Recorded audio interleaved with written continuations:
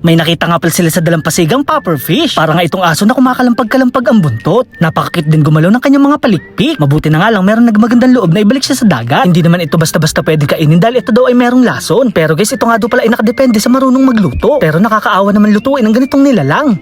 Hindi ko nga akalain na meron pala nag-i-exist na ganitong klaseng isda. Ito nga pala ang tinatawag na silverfish. Pwedeng-pwede ka na nga palang manalamin dito dahil sa itsura at kulay ng kanyang katawan. Ito nga rin pala guys ay kinakain ng tao. Ito nga pala ay kanilang hinuhuli depende sa sukat at haba. Kapag wala nga sa standard ang sukat nito ay kanilang ibinabalik sa dagat. May mga batas din kasi silang sinusunod katulad ng ibang mangingisda. Ganito lang pala guys manghuli ng clownfish. Marahil nga ay pamilyar kayo sa ganitong klaseng isda. Ito nga pala yung napapanood natin sa palabas na Finding Nemo. Marahil nga ay na-stuck ito dito sa mababang tubig dahil biglang nag-low tide. Sila nga pala guys ay nakatira sa dagat. Gusto ko sana rin mag-alaga nito kaso lang hindi ko pa alam kung paano. Medyo matrabaho siguro dahil mag-iigib ka pa ng tubig alat. Ibang klase talaga ang Panginoon kapag nagbigay ng biyaya. Libo-libo kasing sardinas ang napadpad dito sa may dalampasigan. Ito nga pala ay nangyari sa Moalboal, Cebu. Ang tawag nga pala sa ganitong klaseng isda ay tuloy o tinatawag na Indian oil sardines na isa rin sa uri ng mga sardinas. Ultimo mga bata at matanda nga ay talagang mapapatakbo dito sa karagatan. Posibleng dahilan nga daw kaya napadpad ang mga isda na to dahil hinahabol sila ng mga predator hanggang sa inabutan na sila ng low tide at hindi na sila nakaalis. Nagulat nga pala ako sa aking nakita. Hindi naman madumi ang isip ko pero yun ang aking akala. Ito nga pala guys ay isang uri ng starfish. Naninirahan nga pala to sa ilalim ng dagat kasama ng mga Nemo. Gusto ko rin sana mag-alaga nito kaso lang wala kaming tubig alat.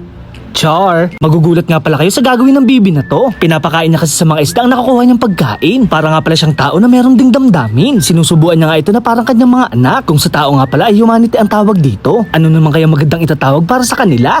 Ganito nga pala guys nangingitlog ang babaeng arwana. Medyo kinikilig nga ito habang naglalabas ng mga itlog. Habang ang lalaking arwana naman ang kukuha ng mga itlog at aalagaan niya ito sa loob ng 35 days sa loob ng kanyang bibig. Pagkatapos naman ng araw na yun ay pwede na silang i-harvest. Gusto ko sana magkaroon ng ganitong klaseng isda guys kaso lang may kamahalan. Kaya naman guys sinisigurado nila na walang maiiwang fry sa loob ng kanyang bibig. Pasasalamat siguro gusto ipahiwatig ng tao kaya sila kinikis sa forehead. Napansin ko nga na umaapaw na itong ating sun filter. Napakadami na kasi nitong lumot at dumi. Mahigit isang buwan na rin pala simula nung ginamit natin to sa ating mga monster fish. Effective naman talagang gumamit nito dahil nakakapagpalinaw talaga siya ng tubig. Medyo matrabaho nga lang kapag oras na ng linisan. Hinugasan ko nga lang pala tong filter dahil hindi pa tayo nakakabili ng bago. Tinanggal ko nga muna pala yung buhangin dito at tinanim ko ang halaman. Medyo sinipag nga ako at naglinis na tayo ng aquarium. May kalabuan na rin kasi itong ating tubig kaya kailangan na natin mag water change. Binili ko na nga rin pala itong ating sun filter. 20 to 30% nga pala tayo nagpapalit ng tubig. Ginagawa nga pala natin to para hindi sila ma-water shock para maiwasan din natin mawala ang mga good bacteria. Sa wakas naman guys, tapos na tayo maglinis ng ating aquarium.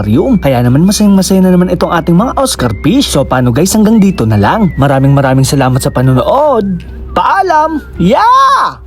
Maaga nga pala kami mag-aalmusal ni Aling Regina. Syempre guys, hindi mawawala dito ang paborito nating mainit na kape. Samahan mo pa na napaka-fresh na gatas. Tamang-tama nga pala dito ang napakalaki nilang tinapay. Saktong-sakto naman ipalaman ang bagong pritong itlog. Napakasarap naman makakita ng makukulay na masasarap na pagkain. Kaya naman guys, food trip na naman si Aling Regina. Kailangan ko nga palang kumain ng mga heavy meals na pagkain. Marami pa kasi kami pupuntahan dito sa Vietnam. Baka magutom na kami at hindi makakain ng tama sa oras. Dahil buffet naman to, susulitin ko na talaga. Sayang naman kasi ang binayad namin dito sa hotel kung hindi ka kakain ng madami.